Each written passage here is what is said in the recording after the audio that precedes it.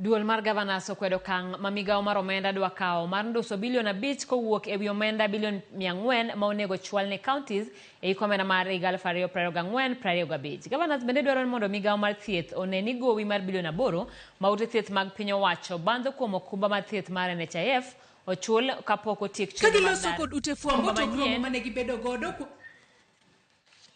Jose Duol miyowa mathoth.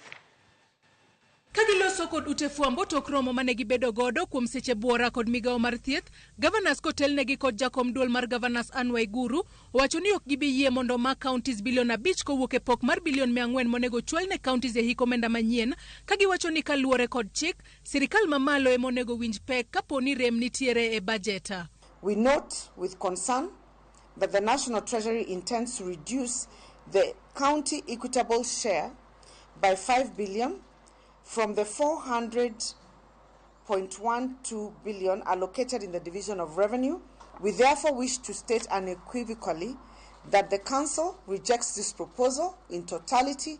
and demand that the National Treasury retains the county equitable share as enumerated in the Division of Revenue Act 2024 after the mediated process. Kaluwore kod jakom duol mar Gavanas ma bende en gavana ma Kirinyaga, sirikal mamalo poko chwalo omenda madirom bilion 63.5 ne counties mar dwe mar 5 kod mar 6 e hik omenda marumo bang' ndalo 9, gino mowacho ni osebedo kathiro chenro mag tich e counties. As it is, many counties are struggling to pay salaries because we only received the allocation for April this week, and we are now asking that the allocation for May and for June is disbursed so that we can be able to meet the obligations of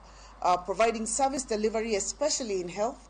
and also paying the healthcare workers and the county civil servants who work in the various counties. Eromo margi ma bende no yuor kod jaten migawo mar thieth Susan Nakumicha, duol mar Gavanas bende dwaro ni gowi mar bilion 8 ma ute mar thieth mag piny owacho bandho kuom okumba mar thieth mar NHIF ochul kapok otiek chenro mar dar kidhi okumba manyien mar thieth mar Shifa. That the Ministry of Health shall ensure that the 8 billion shillings owed to county facilities by the defunct National Health Insurance Fund will be paid even as we roll into the new SHA fund. To mar mondo mi chenro mag thieth omed dhi mbele yo makare e ute thieth mag piny owacho, Gavana Mataraka Nithi ma bende en jakom komiti mar thieth ka duol mar Gavanas bende okwayo sirikal mondo migi omenda mondo gichul godo KEMSA mosebedo ka bandho counties. Recently we were on the spot from the ministry as having not paid debt for KEMSA. It will not be possible to settle those debts for KEMSA unless we get our full disbursement, because we have to make a hard choice between paying debt for KEMSA and paying salaries for the workers who are working in those hospitals. So it is critical for us to get the full disbursement of up to June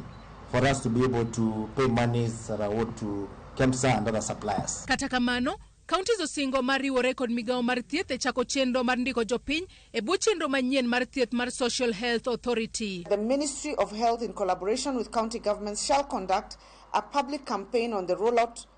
of registration of citizens to the Social Health Authority. The county governments and the Ministry of Health shall have continuous engagement to ensure effective implementation of UHC. Joyce Oduor, Ramogi TV, Nairobi.